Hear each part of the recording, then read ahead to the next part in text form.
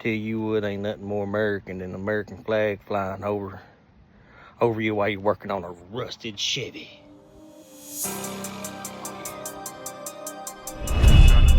Working on the Braided today. Got a new vehicle to the fleet, 2011 Silverado. Pretty nice truck. It's been sitting down the road for a long time. I drive past it every day for the past, since I lived here, and the past 2-3 years it's just been sitting there. So went up, talked to him, made an offer on it, got it. So this is gonna be my new vehicle. Show that to my son. The situation with it is the fuel line in there is chewed through. Put a picture of that right here. So now, I was gonna drop the tank. I kinda like having room to mess with stuff, and I like to see exactly where it's gonna be while it's sitting in position, considering I'm gonna be making my new hose. So I'm just gonna take the bed off. Has some other issues too. Windows held up by tape. I got all that stuff. Got a new door handle coming, new window regulator and everything. It'll be separate videos. I'm gonna go get some backer from the quick stop, and I'll be right back and we'll get to work. Let's hear that old Truck Norris cam real quick.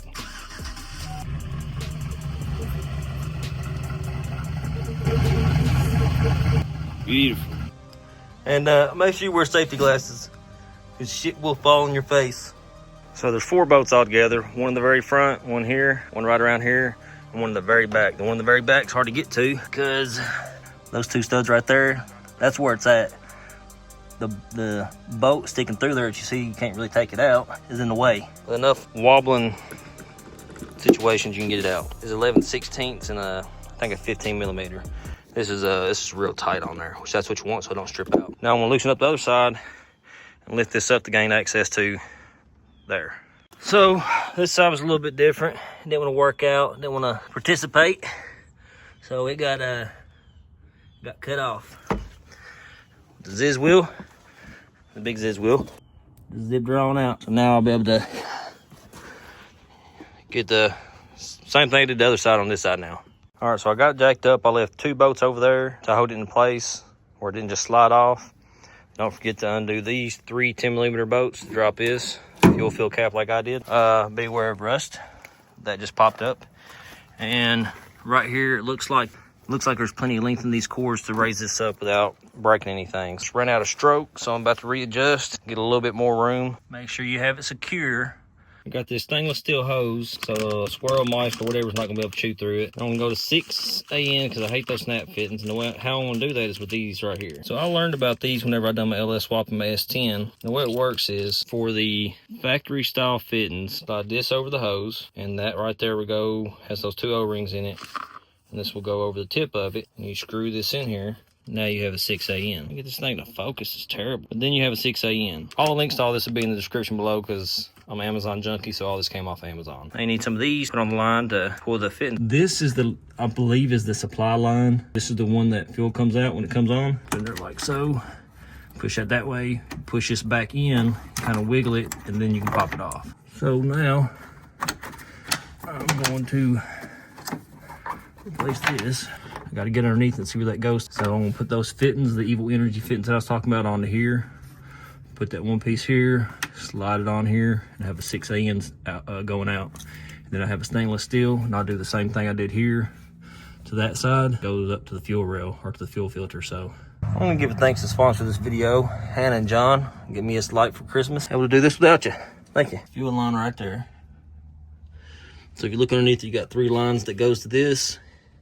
Then you got that line right there. You got that little blue piece right there. It needs to snap out.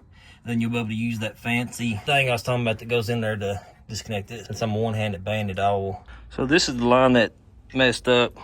You see, got chewed through right there by some critters. 3/8 line. But this is the way it looks if you're online trying to figure out which ones to find, because there's a bunch of different ones. This is the one that is the smaller one. Deal with that. I'm going with stainless steel.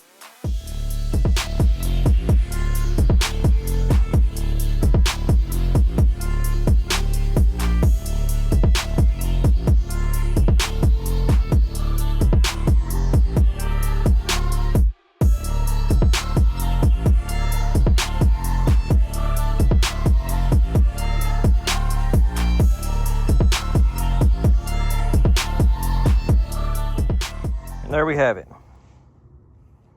Good thing about these lines is the end swivel, so you can put them where you need them. You don't have to worry about clocking them. And I pressure checked it, ready to put it on. Got it on there. Got it all ran. Now I just got this situation fixed. Just went ahead and bent that line up just a little bit right there. Make sure this thing will be hitting this. Let's hit a really bad bump, but got it ran secure. Tight down there. Now it should be ready for a fuel test. Test it, but make sure that these ain't leaking where it actually connects there. So gotta take this thing off. Might as well check the air filter, and it looks like it's a good one, aftermarket one, K&N style, but it's fairly dirty. I don't feel like cleaning it. I'm just gonna buy a new one. Well, I'm just gonna buy a cheap one for now, one of the regular ones, keep this one to the side and get the right stuff for it to clean it and recondition it. New battery, air filter installed. Now we need oil. And I gotta put the belt back on. Put that back on, should be able to fire it up. Something else I noticed is the intake. It's done rubbed a hole in that. Sucking in air through there instead of all the air coming from or going through the mass airflow sensor. So that could affect the way it's running too. So I got the oil changed in it. This was held on by just a little piece, so I just went ahead and ripped it off. But with it only being held on by that piece, that means there's a big opening where critters could have got in there. I believe the mass airflow sensor is screened, so I wouldn't have seen a whole bunch of stuff in here if they couldn't get past there. So I'm going to take that off and see what's going on with it and take that up for now until I can buy a new one of these. Well, it looks like everything's fairly clean in there. There's the hole right there I'm about to cap up. I don't see nothing crazy in here. It's all right. These ain't my fingers, so it looks like somebody else has been in here doing something.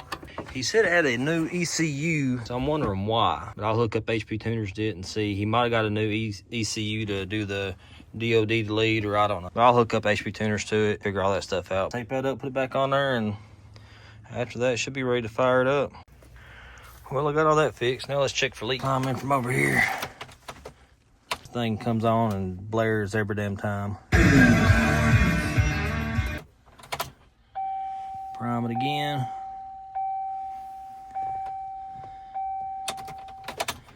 How much gas we got? Half tank. I don't see no fuel dripping out. Got it all fixed up. Oil changed and everything. Starts up, runs good.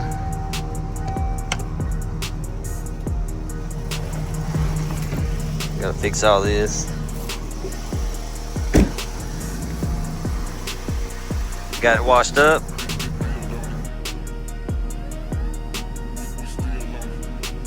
Third barrel.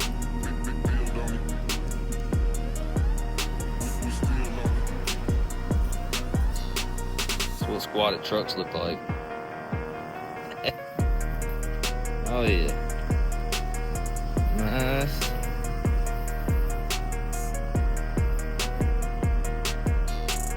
Braided. Oh yeah, it's good in the sun. Still dirty though. Did what I could at the car wash. I love that blue. That's what made me want this truck so much. Sun hits it.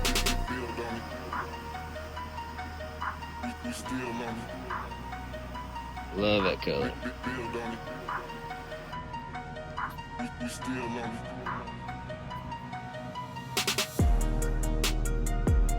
Sounds good. Smooth, interior decent. Besides that, dirty. Need to clean it up, but well, that's all I got for this one. Got more stuff to do to it though. Till next time.